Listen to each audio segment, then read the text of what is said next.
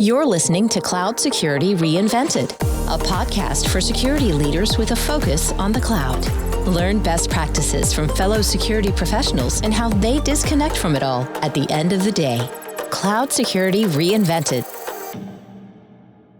Good morning, or depending on when you are in the world, good afternoon, good evening, or good night. Welcome to Cloud Security Reinvented. I'm your host, Andy Ellis. Before I introduce our guest for the week, a quick word from our sponsor, Orca Security. Orca provides agentless security and compliance for your public cloud infrastructure, enabling you to detect and prioritize security risks in minutes, not months. I'm here today with Andy Steingruebl, CSO at Pinterest. Welcome, Andy. Good morning. Nice to see you. Great to see you. Thanks for joining us. Across a security career, we as professionals hopefully grow, and the world that we're in changes. And today I'd like to get some of your insight, especially in light of the transition from the on-premise world that many of us started our careers in to the world of cloud that has become the default model for most IT infrastructure. But first, for some context, let's chat a little bit about your career journey. I think you started in Unix systems administration, first at the University of Chicago and then Abbott Labs. Yeah, I guess I graduated with a degree in philosophy, but when I pay well? Yeah, I realized that probably wasn't my future. But I learned to program when I was 9, so I had the computer bug from an early age. And I found that I had a job at the university as a student taking care of a bunch of Unix systems in a lab. And I realized that was where I was spending all my time. It's a bit of advice people have given me is you can tell what you're passionate about by where you choose to spend your time, not what you think you're interested in, but what you're actually interested in based on how you spend your time. So I took on Unix admin at the university for several years, and then later at a big giant pharma. And while you were at the farm, I think is where you transitioned into security as a full-time role. Yeah, although I tell people, like, when you're a Unix person at a university, 2/3 of your job is security, because the actual users of your system, or at least back when I did it, the users of your system are actually sometimes the hostiles. They're trying to get more disk space, trying to abuse things. They're students and tinkering around.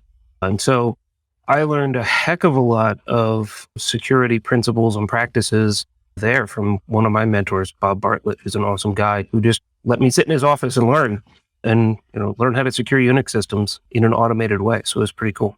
Yeah, that's pretty awesome to have that, mentorship and availability. And then when you pivot from the university to a pharma, what's that transition like?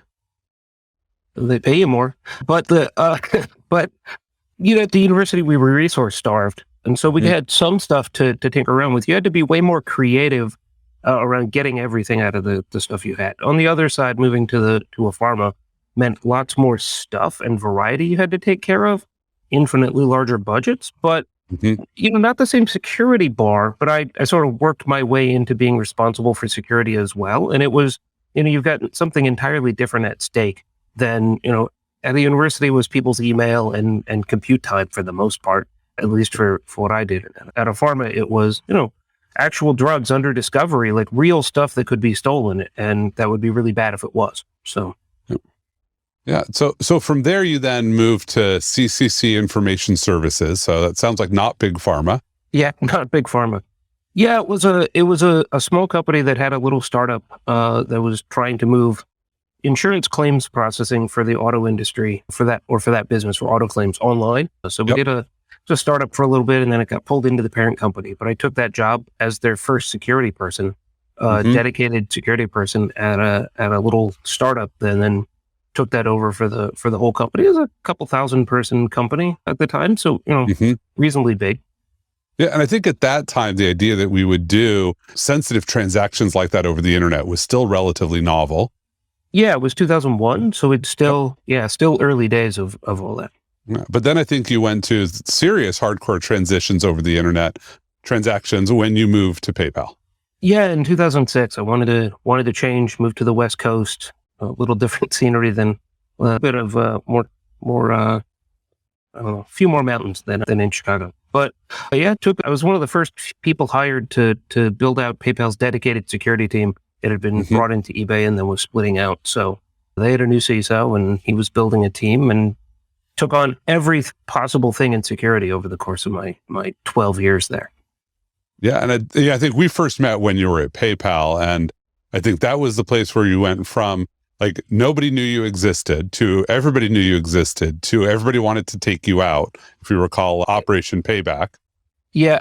That was it was an interesting time. I don't, sort of who knew who you were. I tell people I was no smarter on my first day at PayPal than I'd been on my last day at CCC. But now when I would send somebody an email, they'd respond to it, and so it was a pretty interesting job in terms of what we were protecting and what kind of target we were. I went years where every talk at a conference was slide 1, here's the title of the talk. Slide 2, here's this giant security problem we found in some bit of the internet. Slide 3, here's how that works against PayPal. So that was right. My life for a number of years. That sounds pretty relevant. And so now you're at Pinterest, which I think equally large, interesting, challenging problems. But what's that pivot been like from, financial transactions to a core social media platform? I tell people the hardest part of my job, like at PayPal, it's not that my job wasn't hard, but figuring out what amount of security you wanted to have was relatively straightforward because you had a lot of attackers. All of it. I mean, I didn't think nation states were particularly my enemy at the time, and this was several years ago when I left. But certainly big organized crime groups and so on. But at Pinterest, the bigger challenge is more like, what is the security threat? Like, where do we want to put that bar? Because there's real tangible trade-offs between velocity and security in my current environment. So figuring out what the right amount is the biggest challenge of the job. I don't mean in a bad way, just that there's a lot of back and forth on where do we all communally as a leadership team think is the right place to set that bar. Yeah, no, I think that's the thing we often all struggle with is, how do we pick that? So as you think about now all of those transitions in the context of cloud, right? How do you think that security for you has changed as cloud became more prevalent?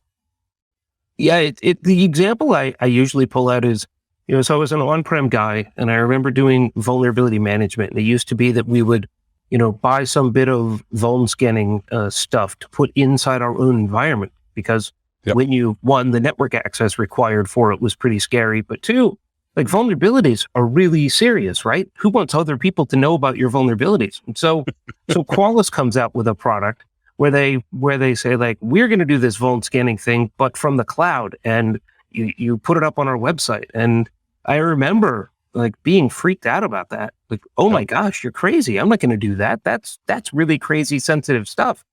To the new world where, gosh, like if you don't have to do it yourself, in most cases, you probably don't want to. And in many cases, we tell people, gosh, like, don't do it yourself. Like, don't run your own mail system. Like, pay somebody else to do that. It's just too big a pain in the butt with too many risks. Like, that's really sensitive stuff, but don't keep that in-house. You're not going to do it as well as you can pay somebody else like Google or Microsoft to do it for you. And I think that's a fascinating, because you're right. I remember when Qualys first came out and I was like, this company's going nowhere. Who's ever going to trust their data?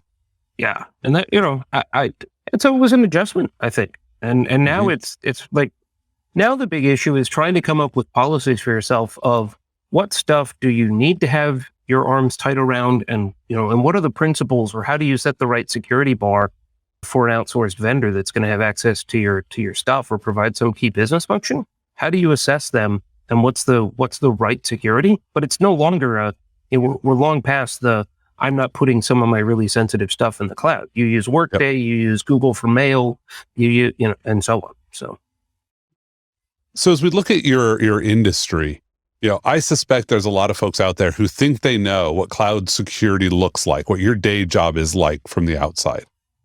And I'm probably one of them. Yeah. So tell me how I'm wrong. Like, what's different in your industry than what I might think looking at it from the outside? I mean, I'm not sure.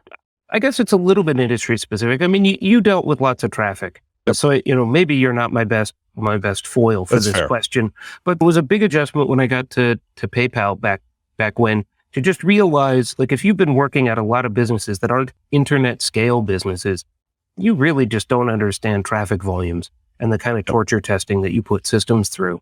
And even PayPal, from a like I compare it like PayPal and eBay. We used to talk sometimes about the difference in volume. But you don't visit PayPal and browse items. Like you go there at the end of a thing when you decide to pay, or maybe you want to go check your balance. But it's the traffic volume difference between a business that has a browse and interaction component to just a pure transaction piece is way different. And so at Pinterest, like the biggest surprise, I suppose, is how much complexity is under the covers. I think a lot of people don't understand.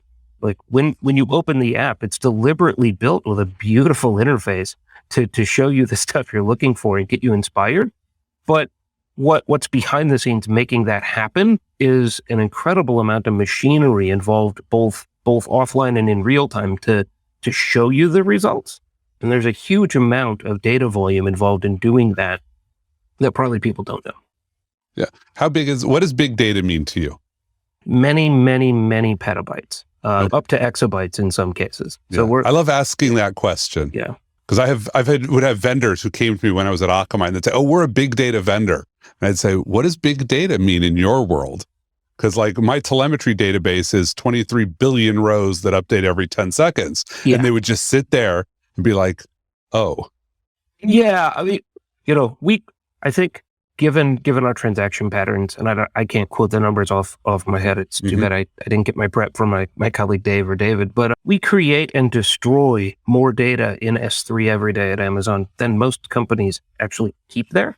So that's the volume we're doing there. So the amount that we actually process in a day is more than most people actually even have in storage. So I think that's fascinating. I think that's just dealing with the security around that volume of transactions. Like, how do you scale to that pace is interesting. Yeah, there's a lot of segmentation. It's in a fast moving business, you want everybody to create lots of data really quickly. Instrumentation, for example, telemetry from your apps. How are people using it so you can then analyze it? But you need to be careful that like the basic click profile isn't all that interesting. You click this thing, you click that thing. That's not really sensitive. But there are bits of it when you go to do certain things, or maybe search queries. Search queries are more sensitive than just what things you looked at because they show way more intent and so on. So you do have to, you don't apply fine-grained controls to each different type of data. You try to separate them so you can apply those controls at the correct level. Okay. That's really interesting. So speaking of fine-grained controls and applying controls, so if you look at the practices that you first learned in your career in the pre-cloud era, like which of those industry standard practices most resonates for you today as something that we need to make sure we keep investing in?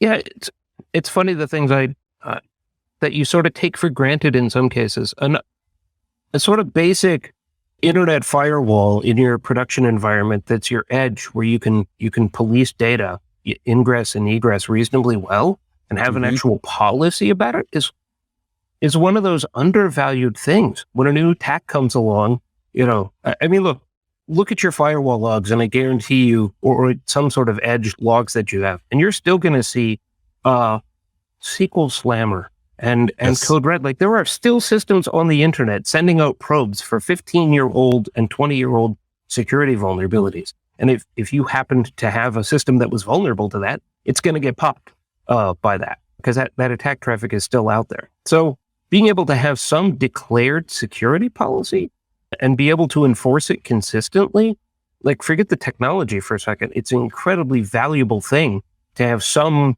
bits of certainty about your environment. And it doesn't mean you don't have to secure all the other stuff and the perimeter's dead and yada, yada. But if you didn't have some of that ingress filtering and certain amounts of egress filtering, your life would be a lot worse. So Right. So it's almost gone from a primary control to almost a pre-primary. Like we used to rely on them and now we just need them to exist so that we can worry about other things. Yeah. And they may not actually every day really, because attacks have moved on, they may not be protecting you against stuff. I don't know, like Jeremiah Grossman and I get into it occasionally, and other people who talk about the death of the firewall. But it's like attackers have moved on because everybody got a firewall. Like if everybody got rid of them and all hosts were just on the internet again, opening up whatever ports they had open, like attackers haven't forgotten or wouldn't just go back to directly attacking things. Like the reason attacks have moved on is that everybody put in place those security controls. So you can say on any day, maybe they're not stopping much, but that's because everybody knows you have one and they're not bothering to go poke that stuff anymore. Right. And it may be that the firewall has changed from being a network device to almost a device-centric security control. Like every system has an onboard firewall at this point.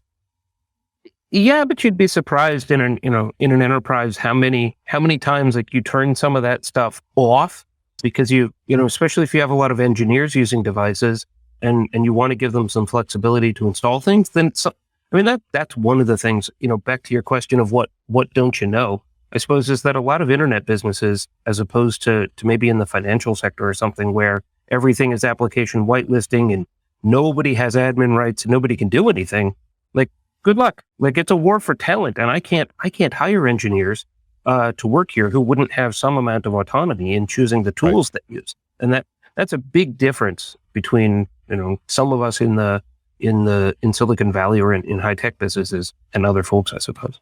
Yep. No, I've definitely encountered that one. So if we look at the practices that were good, then there's the practices that aren't really relevant anymore. So is there an industry norm that you think we ought to have just buried a long time ago?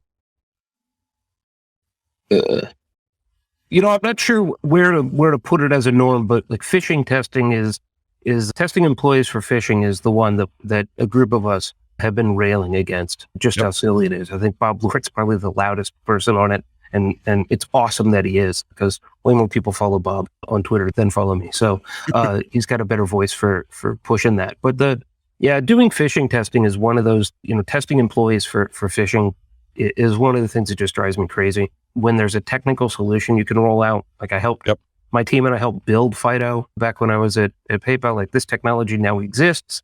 You can now deploy it to everybody and you can pretty much entirely prevent this problem. And so rather than having a sort of soft, squishy control that relies on humans, you can implement technology that essentially perfectly solves it for you or against at least most issues. And so do that. Stop doing these other fuzzy things when you can deploy a definitive control to stop an attack.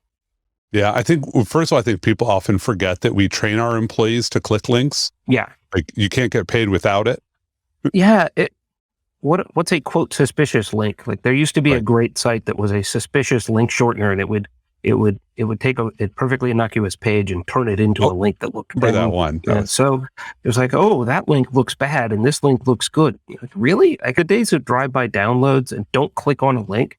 Like, okay, if you're being attacked by the NSO group, great. Yes, be insanely careful about what text messages you get and open and so on. But that's not most of us. That's not the world most of us live in. Yep. And I think for me, the eye-opener around phishing testing was I worked with a vendor once who said to me, he was talking about your metrics. He says, well, what percentage of your users do you want to have click on a link? And I looked at him, I'm like, that's an odd phrasing. He's like, no, you pick the percentage and we'll craft the message that will get that percentage. Yeah. I mean, we did some studies. Guy who used to work for me, Trent Adams, who's one of the brains behind DMARC. And so it did some great studies with some folks to look at what click-through rates look like. And like the best you can get is maybe you can get yourself to 4%, but great. Then that, if you got a big employee base, 4% is going to get you owned. That's going to get some number of employees compromised. And if that's what you're relying on for your security, you're going to have a problem. So come up with a better way of doing it. So as you look at, the cloud era, for you, what do you think has been sort of that biggest surprise or the biggest growth driver that if you told yourself 20 years ago, this is what it was, your 20 years ago, you just said, I don't believe. The big surprise, like a surprise to me is that, DevOps is great, but we moved to some of that desire to move to that model has also moved away from, I started as a sysadmin. So I've got a lot of passion around deep systems knowledge. And the blessing and the curse of the cloud is that because you can deploy so many resources to a problem, sometimes you don't get as fixed on or as focused on how much is it costing you, or is this actually the best way to use the technology? Because it sort of seems infinitely free. It's not really, but for a lot of engineers don't actually see the bill come in. So that's a really interesting perspective, is how we've pushed around some of the work. Like the work doesn't go away. It either doesn't get done or people are doing it who aren't specialized at it. And the same can happen with security and so on, where you let everybody be responsible for certain kinds of rules instead of letting a few people try to set a definitive posture like that firewall. And I'm not suggesting it's the exact right model, but having some things you can have certainty around is actually really nice. And we've moved away from that, and it's hard to function in that world. Yeah, it's an interesting point. I think we often talk about like these great things, but yeah, that uncertainty that's almost from the removal of the friction that the bureaucracy used to have. But that friction had these positive things. If you had certainty that like you knew what you had bought because it required finance to get involved. Yeah. And and so you could put a lot of those controls in, but this is my sort of the interesting thing that cloud potentially gives you an option to do is to start unifying a bunch of your systems and network security policies into one sort of policy that says these things are allowed to talk to these things, whether it's a host, a container, some serverless thing, a Lambda or something. What's the policy for it? And theoretically, we're getting to a world where you can define all of that comprehensively rather than in silos, and that starts to become really powerful in this world. So there are definitely some pros as well. Yeah. So if you had to look back and there's a piece of advice that you learned that you wish somebody had given to you earlier in your career, what's that advice? Well, it seems simple, but it's all about people. Like I look at my own career journey and I didn't realize as early as I could have how much collaboration and working well with others was important. So I think I did okay. But if I'd have learned some of those lessons about not just being really good technically, also being good at interacting with others, like that's the piece that is the differentiator as you try to move upwards in your career. It's not just the technical stuff, because pretty soon you outgrow problems you can solve all by yourself. And once you outgrow problems you can solve all by yourself that you need to collaborate with others on, then how well you can do that is really important. And it's something I don't think I learned early enough. Some people listening are like, wow, did you ever learn that? I don't know. I think so. I think at least more than I used to. So, and that's probably the biggest thing. So I try to coach younger engineers on, the differentiator as you go up in level is less about your technical acumen and more about how well you can work with others to get things done. Yeah, I'll add for you, there's the advanced skill even past that, because I'm writing a book on leadership and I literally have a chapter about this specific thing, which is at some point you outgrow the problems that the people that you talk to can solve. And that's when you need to learn the process skills for how do you convince an organization to keep moving even when you can't pay attention to them anymore. Yeah, that's an interesting point. I mean, asking questions is one of the things that I've let other people work on solving problems and come up with systems for that. Because you're like getting way more people involved in solving the problem rather than leading that yourself. Exactly. Is really important. And so I've gotten a little better at over time of sort of hopefully leading people or pointing out through questions that there is a problem and how can people themselves get motivated to go tackle it. It sounds like you're building a good process there to get the people going. So as you look at the future, what opportunities about technology that it's going to bring, what are you most excited about? Yeah. I mean, in the purely security space, I think that unification of trying to unify things into simpler policies that we can go back to having a sort of a declarative security policy. I spent a lot of my career over the last 10 years of trying to figure out on the web. We helped do CSP and some of these other things. We did DMARC. I'm a big fan of protocols and having declarative security policies, not things that are enforced by code, but things that you can look at a policy and reason about it. And right now those are all siloed, but in the cloud and with some of the work that each of them is doing, I'm most familiar with Amazon because that's where we are. And they're starting to unify some of that together, and there's third parties that plug in. But we're starting to get back to a point where you'd sort of have a declared security policy.